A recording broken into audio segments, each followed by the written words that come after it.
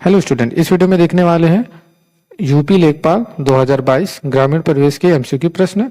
जो टॉप 100 प्रश्न होंगे वो भी मोस्ट इंपॉर्टेंट क्वेश्चन होंगे। किस टॉपिक से होंगे?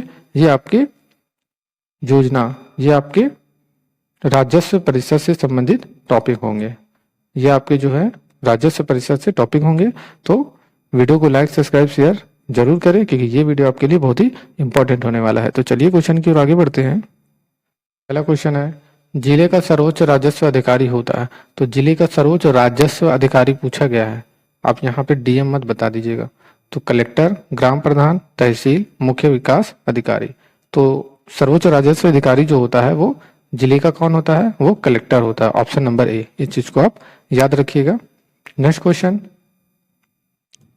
क्वेश्चन है, संविधान के किस अनुच्छेद के अंतर्गत जिला कलेक्टर को अपने कार्यकाल की सुरक्षा प्रदान की गई है? अपने कार्यकाल की सुरक्षा प्रदान की गई है। तो किस अनुच्छेद के तहत? तो अनुच्छेद 305, अनुच्छेद 307, अनुच्छेद 315 या अनुच्छेद 311। तो जल्दी से इसका आंसर बताइए क्या होगा। तो इस क्वेश्चन का जो सही आंसर है वो ऑप्शन नंबर सी, अनुच्छेद 311 के तहत कलेक्टर को अपने कार्यकाल की सुरक्षा प्रदान की गई है। नेक्स्ट क्वेश्चन है, लेखपालों के कार्यों का सामान्य निरीक्षण अधिकारी है।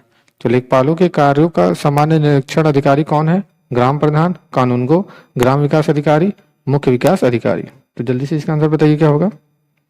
तो इस क्वेश्चन का जो सही आंसर है वो ऑप्शन नंबर बी, कानूनगो होता है। तो इसका जो सही आंसर है वो ऑप्शन नंबर बी। अब ग्राम विकास अधिकारी की बात करें, तो ये जो होता है ये गांव के स्तर का अधिकारी होता है। गांव के स्तर का अधिकारी होता है। इस चीज को याद रखिएगा। जो ग्राम विकास अधिकारी होता है गांव के स्तर का अधिकारी होता है। और मुख्य विकास अधिकारी की बात करें तो ये जो होता है ये हर जिले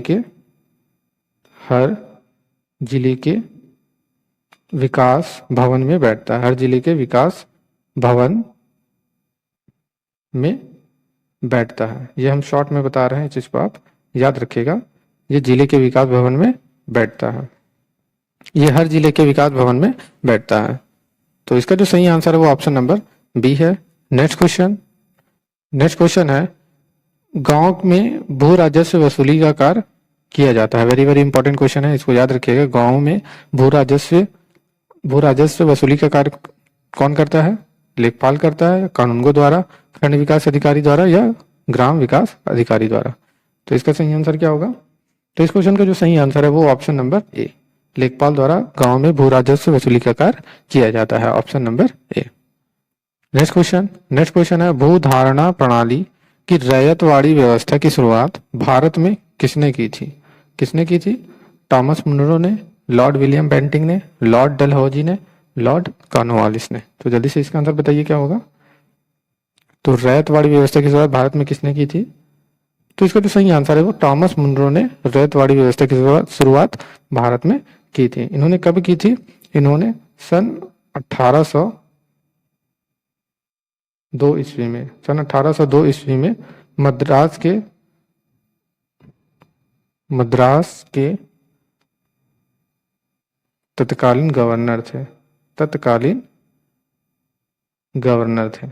जो टॉमस मुनरो है ये मद्रास के तत्कालीन गवर्नर थे। इन्होंने ही रैयतवाड़ी व्यवस्था आरंभ की गई थी। कब की थी? 1802 में। नेक्स्ट क्वेश्चन है, इलाके का सारा रिकॉर्ड रहता है। इलाके का सारा रिकॉर्ड किसके पास रहता है? ग्राम प्रधान के पास, ग्राम पंचायत के पास, तहसीलदार के पास या लेखपाल के पास। तो जल्दी से इसका आंसर बताइए। इलाके का सारा रिकॉर्ड किसके पास रहता है? तो इलाके का जो सारा रिकॉर्ड है वो लेखपाल के पास रहता है। जैसे कौन कौन सी रिकॉर्ड इसके पास रहता है? जैसे भूमि का सीमांकन या म्यूटेशन और विरासत और भी ढेर सारे हैं। हैसियत प्रमाण पत्र,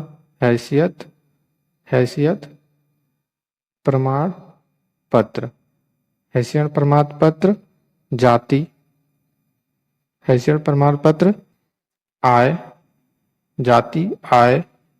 निवास, आपदा आदि जैसे अनेकों कार्यों को ये सब करते हैं और इनके पास ये सब सारा रिकॉर्ड रहता है। तो इस क्वेश्चन का जो सही आंसर है वो ऑप्शन नंबर सी है। नेक्स्ट क्वेश्चन है तहसील का प्रमुख कार्य क्या होता है? तहसील का प्रमुख कार्य क्या होता है? ऋण वितरण करना, जनगणना तथा राशन वितरण करना, भू राजस्व प्रशासन का संचालन या उपरोक्त में से कोई नहीं। तो तहसील का प्रमुख कार्य क्या होता है? तो तहसील का जो प्रमुख कार्य होता है वो भू राजस्व प्रशासन का संचालन करना होता है। इस चीज को आप याद रखिएगा, भू राजस्व प्रशासन का संचालन करना। Option number C is right. Next question है आपका, राजस्व प्रशासन का निम्नतम पद कौन सा होता है? राजस्व प्रशासन का सबसे निम्नतम पद कौन सा होता है? वेरी वेरी इंपॉर्टेंट क्वेश्चन है। तो सबसे निम्नतम पद कौन सा होता है? तहसीलदार, कानूनगो, भू अभिलेखों, अभिलेख निरीक्षण या पटवारी या लेखपाल। तो सबसे निम्नतम पद जो है वो कौन होता है? पटवारी और या फिर लेखपाल। Option number D. Next question है, निम्नलिखित में से किसको लोकतंत्र की पाठशाला कहा जाता है? केंद्र सरकार को, राज्य सरकार को, स्थानीय स्वायत्त शासन संस्थानों को या उपरोक्त में से कोई नहीं। तो किसको लोकतंत्र की पाठशाला कहा जाता है? तो लोकतंत्र की जो पाठशाला है वो स्थानीय स्वायत्त शासन संस्थानों को कहा जाता है। इस चीज को आप याद रखिएगा। C is right answer. Next question है, कौन सा चकबंदी का उद्देश्य नहीं है? इनमें से कौन सा चकबंदी का उद्देश्य नहीं है? बड़े पैमाने की कॉर्पोरेट खेती को बढ़ावा देना, जोतों का उपविभाजन रोकना, या फिर कृषि जोतों का उपखंडन रोकना, कृषकों के अलग अलग खेती स्थान पर एकत्रित करना। तो जल्दी से इसका आंसर बताइए क्या होगा? तो इसका जो सही आंसर है वो ऑप्शन नंबर ए, बड़े पैमानों की कॉर्पोरेट खेती को बढ़ावा देना। ये चकबंदी का मुख्य उद्देश्य नहीं है। बाकी जोतों का उपविभाजन को रोकना, कृषि जोतों का उपखंडन को रोकना, कृषकों के अलग अलग खेती स्थान पर एकत्रित करना, ये सब चकबंदी का उद्देश्य है। लेकिन बड़े पैमाने की कॉर्पोरेट खेती को बढ़ावा देना ये उद्देश्य नहीं है। नेक्स्ट क्वेश्चन है, उत्तर प्रदेश चकबंदी अधिनियम कब पारित किया गया था? तो चकबंदी अधिनियम कब पारित किया गया था? 1951 में, 52, 54 या 53 में। तो जल्दी से इसका आंसर बताइए क्या होगा? तो इसका जो सही आंसर है वो 1953 में। Option number C is right. जो चकबंदी लेखपाल होता है, अब ये भी याद रखिएगा, जो चकबंदी लेखपाल जो होता है वो चकबंदी आयुक्त के अधीन होता है। चकबंदी लेखपाल जो होता है वो चकबंदी आयुक्त के अधीन होता है। चकबंदी आयुक्त के अधीन होता है। चकबंदी आयुक्त के अधीन होता है। इस चीज को आप याद रखिएगा। नेक्स्ट क्वेश्चन है, लेखपाल खसरा तैयार करके अगले वर्ष जमा कर देता है। तो जल्दी से इसका आंसर बताइए क्या होगा? लेखपाल खसरा तैयार करके अगले वर्ष जमा कर देता है। ग्राम प्रधान के पास, तहसीलदार के पास, रजिस्टर कानून के पास, जिला कृषि अधिकारी के पास। तो वेरी वेरी इंपॉर्टेंट क्वेश्चन है। तो जल्दी से बताइए इसका सही आंसर क्या होना चाहिए? तो इस क्वेश्चन का जो सही आंसर है वो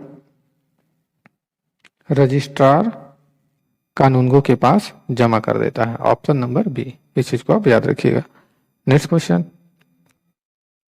क्वेश्चन है, भारत में संपत्ति का अधिकार है मौलिक अधिकार, आर्थिक अधिकार, विधिक अधिकार या सामाजिक अधिकार। तो इसका सही आंसर क्या होगा बताइए? तो इसका जो सही आंसर है वो विधिक अधिकार। भारत में जो संपत्ति का अधिकार है वो विधिक अधिकार है। Option number B is right. Next question है, इनमें से कौन सा भूमि सुधार भारत में सबसे पहले प्रारंभ किया गया था? कृषि जोत का अधिकतम सीमा का निर्धारण, वंशी भूमि का भूमिहीनों में वितरण, जमींदारी उन्मूलन या चकबंदी। तो इनमें से कौन सी भूमि जो है भारत में सबसे पहले प्रारंभ किया गया था भूमि सुधार? तो इसका जो सही आंसर है वो ऑप्शन नंबर सी, जमींदारी उन्मूलन। नेक्स्ट क्वेश्चन है, उत्तर प्रदेश जमींदारी उन्मूलन एवं भूमि सुधार अधिनियम कब पारित किया गया था? 1950, 1952, 1974 या 1963। तो कब पारित किया गया था? तो इसका जो सही आंसर है वो 1950। इस चीज को भी याद रखिएगा, लिख भी लीजिए। 1950 में उत्तर प्रदेश जमींदारी उन्मूलन एवं भूमि सुधार अधिनियम पारित किया गया था। नेक्स्ट क्वेश्चन है, शेरशाह के समय प्रशासन की सबसे छोटी इकाई गांव को क्या कहा जाता है? सजरा, मौजा, ए और बी दोनों, या इनमें से कोई नहीं। तो शाहजहां के समय प्रशासन की सबसे छोटी इकाई गांव को क्या कहा जाता था? तो इसका जो सही आंसर है वो मौजा कहा जाता था। Option number is right. Next question है, उत्तर प्रदेश में चकबंदी योजना का प्रारंभ कब हुआ था? उत्तर प्रदेश में चकबंदी योजना का प्रारंभ कब हुआ था? 1952, 1954, 1958, 1960। तो उत्तर प्रदेश में चकबंदी योजना का प्रारंभ कब हुआ था? तो उत्तर प्रदेश में चकबंदी योजना का जो प्रारंभ है वो 1954 में हुआ था। कब हुआ था? 1954 ईस्वी में हुआ था। इस चीज को आप याद रखिएगा। नेक्स्ट क्वेश्चन है, चकबंदी लेखपाल किसके अधीन होता है? जिला अधिकारी के, चकबंदी आयुक्त के, या ग्राम पंचायत, या इनमें से कोई नहीं। अभी हमने ऊपर क्वेश्चन बताया था, ऊपर वाले क्वेश्चन में बताया था कि चकबंदी लेखपाल किसके अधीन होता है। तो चकबंदी लेखपाल जो है वो चकबंदी आयुक्त के अधीन होता है। ये ऊपर वाले क्वेश्चन में हमने बताया था। नेक्स्ट क्वेश्चन है, उत्तर प्रदेश में तहसील दिवस या संपूर्ण समाधान दिवस प्रत्येक माह कब मनाया जाता है? प्रत्येक माह के 8 तारीख को, प्रत्येक माह के प्रथम और तृतीय मंगलवार को, प्रत्येक माह के प्रथम शनिवार को, या इनमें से कोई नहीं। तो इसका सही आंसर क्या होगा? तो इसका जो सही आंसर है वो प्रत्येक माह के प्रथम और तीसरे मंगलवार को, प्रत्येक माह के प्रथम व तीसरे मंगलवार को तहसील दिवस या संपूर्ण समाधान मनाया जाता है। Option number B. Next question है, गांव के जमीन के नक्शे को क्या कहा जाता है? गांव के जमीन का जो नक्शा होता है उसको क्या कहा जाता है? खसरा, सजरा, खतौनी, या मौजा। तो गांव के जमीन के नक्शे को क्या कहा जाता है?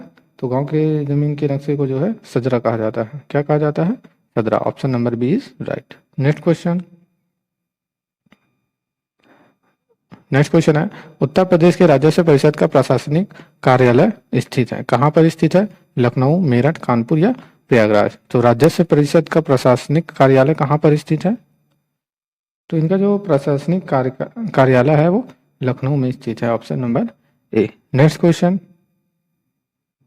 क्वेश्चन है, राज्य और जिले के बीच समन्वय होता है राजकोष अधिकारी का, तहसीलदार, उप जिलाधीश, या जिलाधीश।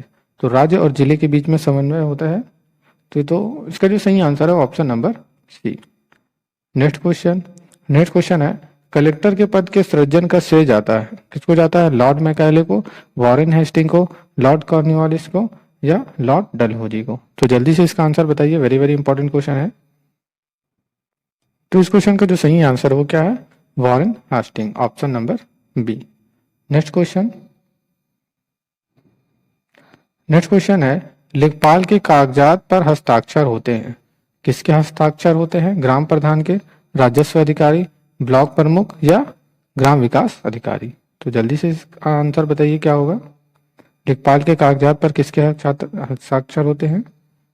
तो ऑप्शन नंबर बी, राजस्व अधिकारी के हस्ताक्षर होते हैं। Option number B. Next question है, उत्तर प्रदेश में राजस्व परिषद का गठन किस वर्ष में किया गया था? तो जल्दी से इसका आंसर बताइए क्या होगा? उत्तर प्रदेश में राजस्व परिषद का गठन कब किया गया था? 1850, 1831, 1841, 1840। तो उत्तर प्रदेश में राजस्व परिषद का जो गठन है वो 1831 ईस्वी में किया गया था। कब किया गया था? 1831 ईस्वी में किया गया था। नेक्स्ट क्वेश्चन है, उत्तर प्रदेश के विकास का सबसे बड़ा स्रोत क्या है? तो उत्तर प्रदेश के विकास का जो सबसे बड़ा स्रोत है वो राजस्व है। Option number A. अगर आपको वीडियो अच्छा लगा हो तो लाइक, सब्सक्राइब, शेयर जरूर करें। वीडियो देखने के लिए धन्यवाद।